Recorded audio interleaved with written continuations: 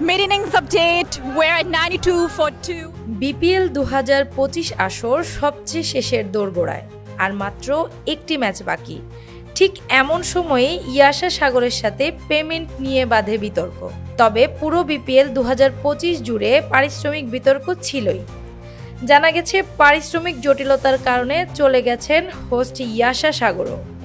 চিটাগাং কিংসের হয়ে হোস্টিং করেছেন ইয়াশা সাগর। তার চলে যাওয়াটাকে অনেকেই সমালোচনার তুঙ্গে রেখেছে বিষয়টি, আর দর্শকদের মন ভাঙার বিষয়টি তো থাকছেই। ইয়াশা সাগরের আকর্ষণীয় লুক এবং মায়াবী টাগর চোখের চাহনি দেশের অনেক ভক্ত তরুণের হৃদয়ে ছুঁয়ে গেছে। ম্যাচের আগে ও পরে চিটাগাং কিংসের সামাজিক যোগাযোগ মাধ্যমে তার উপস্থিতি ছিল বেশ সরব। স্টেডিয়ামে তাকে নিয়ে খেলা দেখতে আসা দর্শকদের উন্মাদনাও ছিল চোখে পড়ার মতো। অনেক দর্শক তো ফলো করে বলেই ফেলেছেন, ইয়াশা সাগরকে সামনে থেকে দেখার জন্যই আজ খেলা দেখতে গ্যালারিতে এসেছি। তবে সম্প্রতি দেখা গেছে ইয়াশা সাগর আর স্টেডিয়ামে বা সামাজিক যোগাযোগ মাধ্যমে উপস্থিত হচ্ছেন না। এর কারণ নিয়ে খেলা বিশেষজ্ঞ এবং খেলা প্রেমিকদের মাঝে চলছিল নানা জল্পনা কল্পনা, আর অনেক ভক্তদের মন ভাঙার বিষয়টি তো থাকছেই।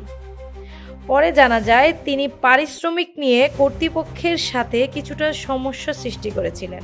পেমেন্ট জটিলতা নিয়েই চিটাগাং কিংসের মালিক পক্ষ ইয়াশা সাগরকে উকিল নোটিশ পাঠানোর পরই তিনি স্টেডিয়াম ছেড়ে চলে যান। এ প্রসঙ্গে চিটাগাং কিংসের মালিক সামির কাদের দেশের একটি গণমাধ্যমকে বলেন, আমার সঙ্গে তার কমিটমেন্ট ছিল যে আসরের শেষ সপ্তাহে বাকি পেমেন্ট দেয়া হবে। এখানে পেমেন্ট কোনো সমস্যা ছিল না, আমি নিয়মিত কমিটমেন্ট অনুযায়ী পেমেন্ট প্রোভাইড করেছি। তিনি আরও বলেন, আমি তাকে কাজ দিয়েছি, কিন্তু সে আমার স্পন্সরদের কাজ রিজেক্ট করেছে। ফটোশ্যুট বা অন্য কোনো কাজের জন্য তার ম্যানেজার অতিরিক্ত টাকা দাবি করেন। আমি তো কন্ট্রাক্ট সাইন করিয়েছি, ফটোশ্যুট বা অন্য কোনো কাজ কন্ট্রাক্টেরই অংশ। কিন্তু যখন সে কন্ট্রাক্ট অনুযায়ী কাজ করছিল না, তখন আমি লিগ্যাল নোটিশ পাঠিয়েছি। তারপর সে চলে গেছে। কন্ট্রাক্টে লেখা ছিল খেলার আসরের শেষ সপ্তাহে টাকা দেয়া হবে, তাহলে সে চলে গেল কেন? এ বিষয়টি বিপিএল খেলা প্রেমিকদের মাঝে বেশ আলোচনার জন্ম দিয়েছে। একে কেন্দ্র করে অনেক প্রশ্ন উঠেছে, আবার অনেকে মনক্ষুণ্ণও হয়েছে।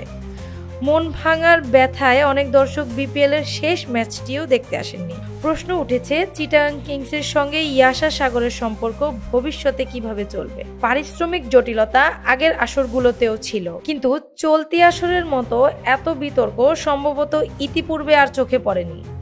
বিদেশি খেলোয়াড়দের বা বাহিরের মডেলদের সঙ্গে পারিশ্রমিক বিতর্ক সমালোচনা যদি ভবিষ্যতে অব্যাহত থাকে, তবে বাংলাদেশ ক্রিকেট থেকে মুখ ফিরিয়ে নিতে পারেন ভিনদেশিরা, আর তাই দর্শকেরাও স্টেডিয়ামে এসে খেলা দেখতে নাও পারেন। মনিরুজ্জামান তুহিনের পাণ্ডুলিপি এবং সংগৃহীত তথ্যচিত্রে অ্যানি আক্তার, বাংলা বাজার পত্রিকা ডিজিটাল।